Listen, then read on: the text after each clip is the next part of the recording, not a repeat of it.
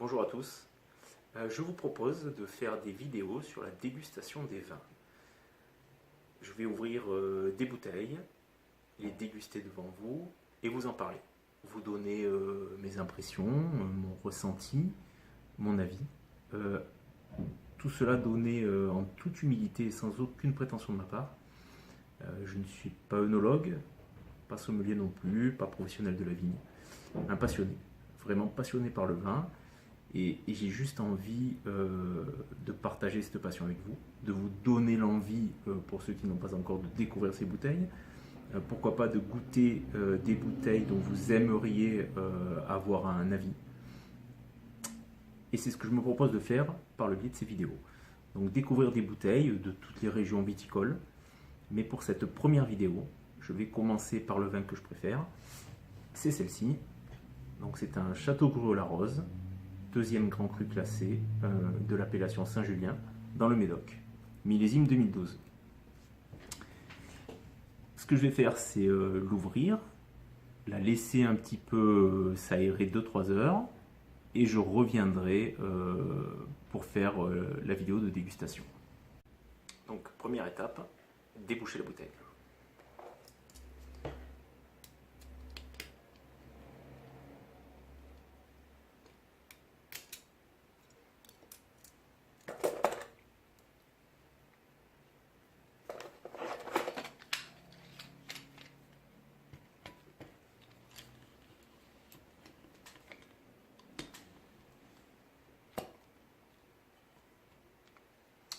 Voilà, ceci étant fait, je vais la laisser, comme je disais, s'aérer quelques heures, 2-3 heures, et je reviens vers vous pour la dégustation.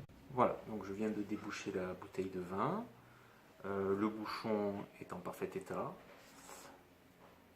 Je vais maintenant la laisser se reposer, s'aérer quelques heures, et je reviens pour faire la dégustation. Voilà, 2 heures découlées et je vais maintenant procéder à la dégustation de ce Châteaugreux-la-Rose. Alors la première étape, se servir un verre de vin.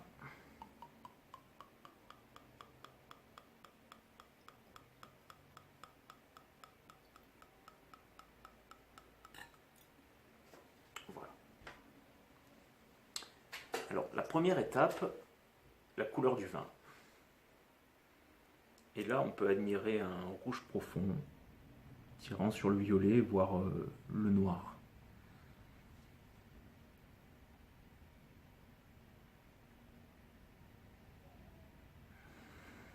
Et au premier nez, vraiment, on se rend compte d'un vin déjà puissant, très fruité, quelques notes florales. Boisé.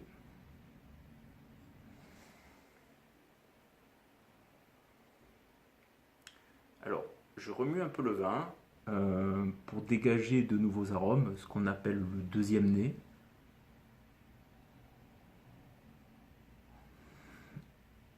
Et là, vraiment, on se rend compte d'un vin profond. Toujours ces notes un peu boisées, épicées.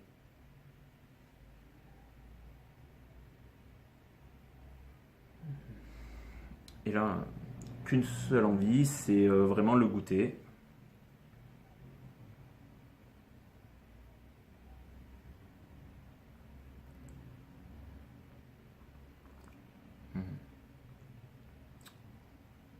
Un vin très rond, très élégant, vraiment une grande élégance dans ce vin, propre au château. Châteaugreux-la-Rose font vraiment des vins très raffinés, très élégants. Profond, même si celui-ci manque un peu de cette profondeur. Je pense que c'est dû au millésime. 2012 n'est pas une grande année, c'est une année moyenne.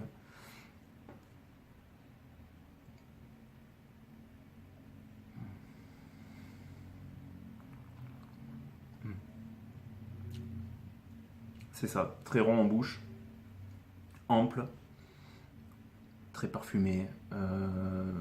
Il a quand même une bonne longueur en bouche, malgré le millésime moyen. Très élégant, vraiment un vin d'une élégance exceptionnelle.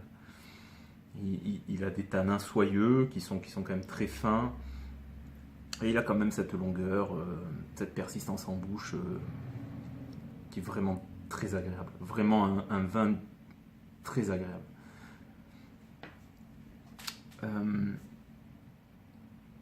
Je vais vous parler du millésime. Le millésime 2012, comme je vous disais, n'était pas une superbe année. C'était une année correcte, moyenne.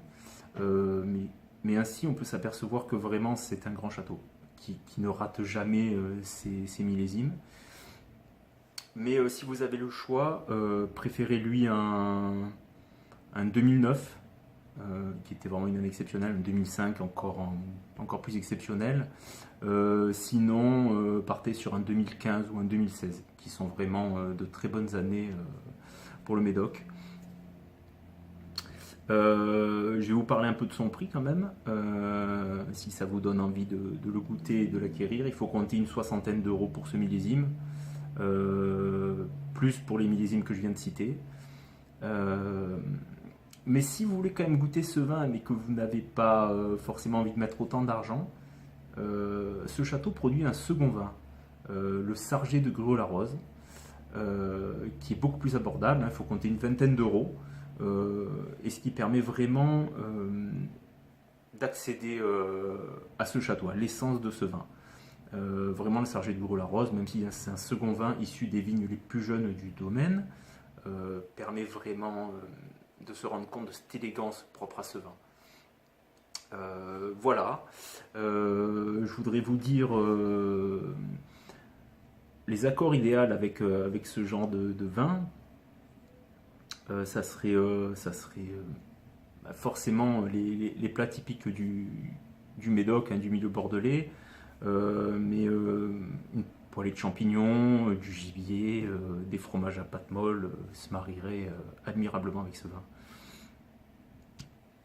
Voilà, que vous dire de plus? Je peux vous parler quand même des cépages constitutifs du bordelais, plus particulièrement du Gruaud-Larose et du Médoc, composés essentiellement de Cabernet Sauvignon, Cabernet Franc, proportion moindre du Merlot et proportion infime du Petit Verdot. C'est vraiment un vin très équilibré. Vraiment, vous ne vous tromperez jamais en offrant ou en dégustant un Château Gruaud-Larose.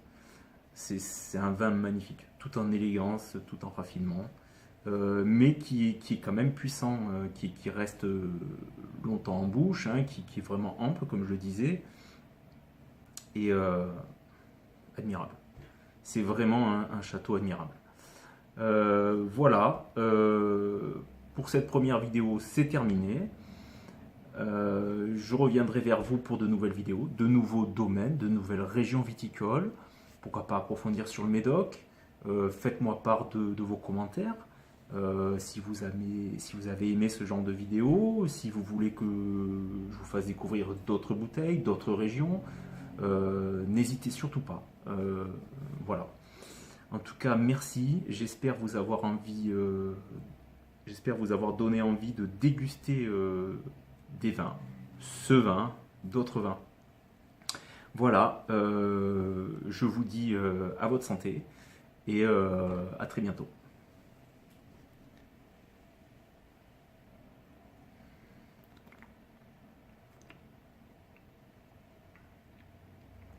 Excellent, vraiment remarquable. À bientôt.